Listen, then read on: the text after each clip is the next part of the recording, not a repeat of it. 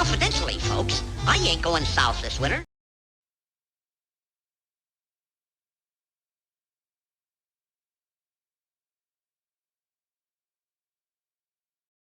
And it's supposedly going to go behind this mountain here, go behind this mountain here, go behind this mountain here. Stop it. Stop it already. Just stop putting videos out. I mean, it's not even a challenge anymore.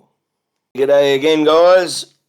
Let's start this video off by just saying, if that sun is supposed to go behind that mountain at the camp, where is the mountain shadow over the camp?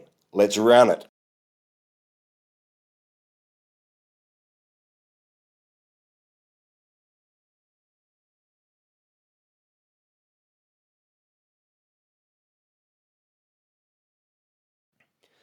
Okay, let's run his full clip now, and we'll put a red line, place a red line down, bisecting the sun, and we'll run the clip, and the red line will stay still, and we'll see how the ball game goes to the red line perspective.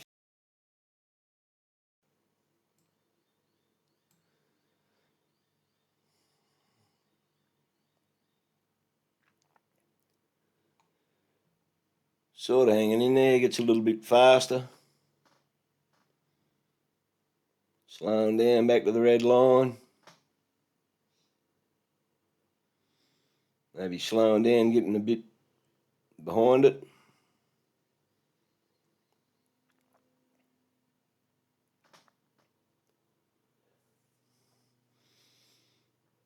As we approach south though, the sun goes south real quick.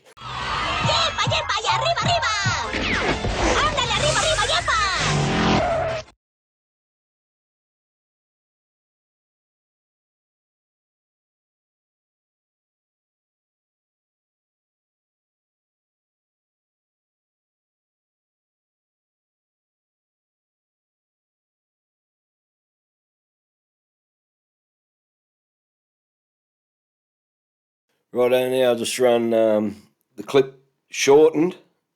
Two shortened bits sync together.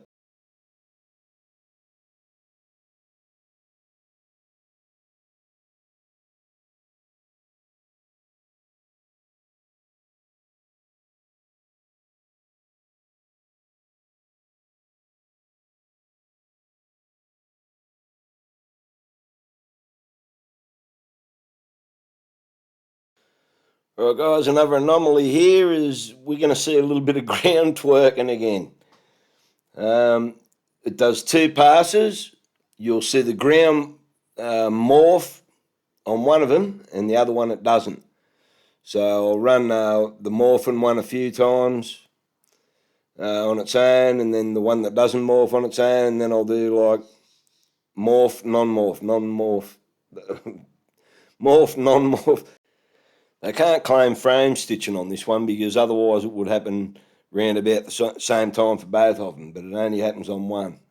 So there's no frame stitching there because of the 360.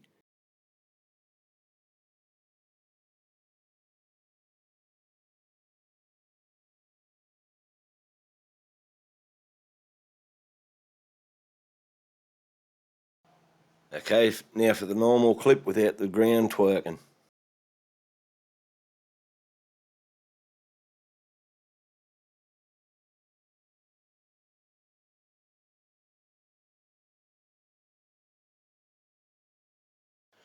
Right, now I'll play the twerking clip and the normal clip ensuing each other.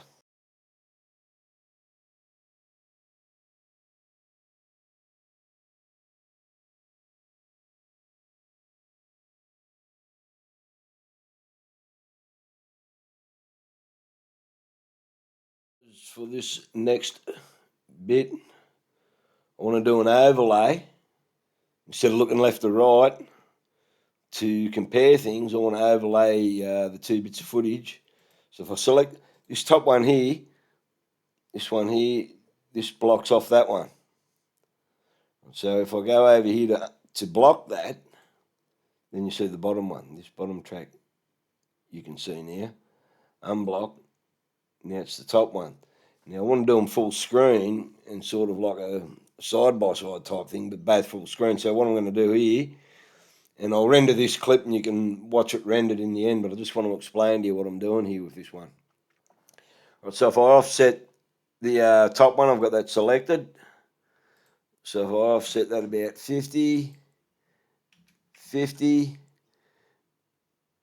right, now you can see the bottom one there, like there's the full one, and here's the top one.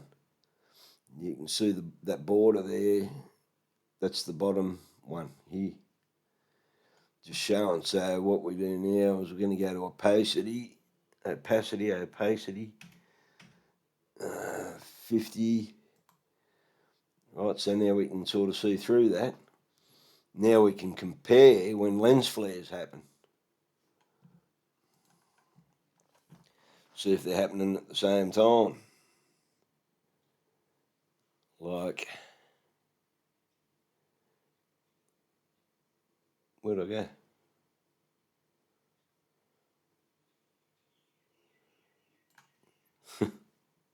A lot of similarities, look. Because in his clip it does 2 passes behind Mount Rossman. So we've got the first pass and the second pass. Just to make that clear. Look at these little lens flares here. He puts his mug in the way here somewhere. So I'll give him that. Right, so there's your 2 lens flares here. And when his mug's in the way of the sun, that top one, so he's in the top one here. See if I cancel that out. So he's in the top one, on the top track.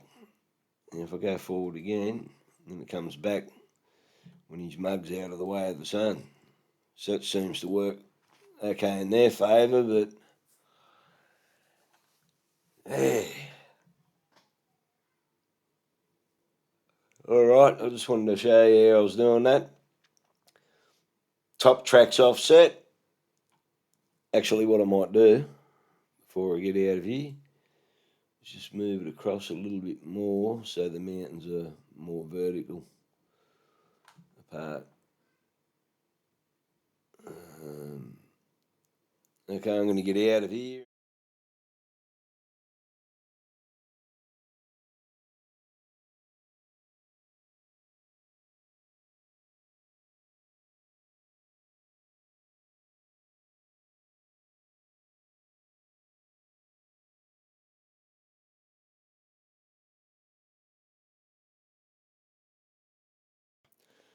Righto, my conclusion is that this is just a big bunch of BS.